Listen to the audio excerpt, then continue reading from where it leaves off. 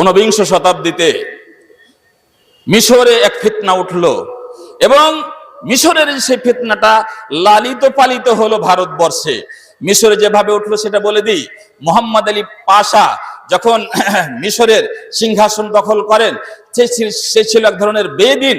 সে চাইছিল না শরীয়তের বিধান চলুক দেশে।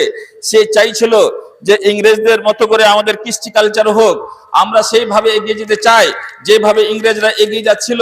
সেই জন্য শরীয়তের বিধি বিধানের প্রতি সে খুব বিরক্ত হতো এবং সর্বপ্রথম একটা দলকে ইটালি পাঠালো পড়াশোনার সুবাদে, পড়াশোনা করার জন্য ইটালি পাঠা হলো। তার কয়েক বছর পর আবার আর একটা বড় দলকে পাঠালো হলো ফ্রান্সের দিকে এবং তাহতাবি বলে একজন বড় মাপের বলা যেতে পারে বিদ্বান, তাকে তার দায়িত্ব দেওয়া হলো যে এই দলগুলোকে নিয়ে যাও, তারা সেখানকার কৃষ্টি কালচার শিখবে, সেখানকার গুণগান শিখবে এবং সেখানকার কৃষ্টি কালচার পড়াশোনার পথ পদ্ধতি আমাদের দেশে লাগু করা হবে। এইরকম ভাবে পরপর ইটালি, ফ্রান্স, ইংল্যান্ড, লন্ডন বিভিন্ন জায়গায় তারা কলেজ এবং ইউনিভার্সিটিতে হায়ার স্টাডির জন্য এই যুবকদেরকে পাঠানো হলো। যেই যুবকেরা বিনষ্ট হয়ে ঘুরলো, দিন হারালো, ইমান হারালো, ইসলামী ঐতিহ্য হারালো এবং তাদের কুসংস্কার এবং সেই দেশের ইসলাম বিরোধী যে রীতিনীতি সেটাকে নিয়ে এসে নিজের দেশে লাগু করতে লাগলো এবং তাদের মুখ থেকে সাহিত্য চর্চার নামে, দর্শন চর্চার নামে তারা সুন্নাতের প্রতি অবজ্ঞা এবং সুন্নাতকে অবহেলা করতে লাগলো এবং মানুষকে এই সংবাদ দিতে লাগলো যে কোরআন মানলেই যথেষ্ট হবে।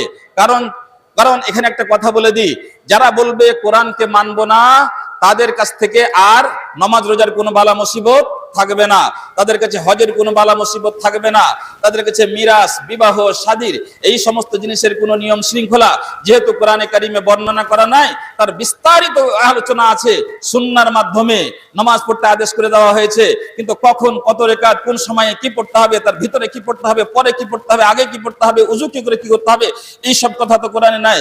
তারা চেয়েছিল ইচ্ছাকৃত ভাবে যে নামাজ মুক্ত এক সমাজ চায়, যাকাত মুক্ত এক সমাজ চায়, হজ মুক্ত এক সমাজ চায়, দিন এবং দিনই সংবিধান মুক্ত এক সমাজ চায়, স্বাধীন হয়ে ডানা মেলে উড়ব আকাশে এবং নির্দ্বিধায় ইউরোপিয়ান কালচার যেটা, পশ্চিমা দেশের কালচার যেটা, পশুত্বের কালচার যেটা, সেই কালচার আমরা উপভোগ করব।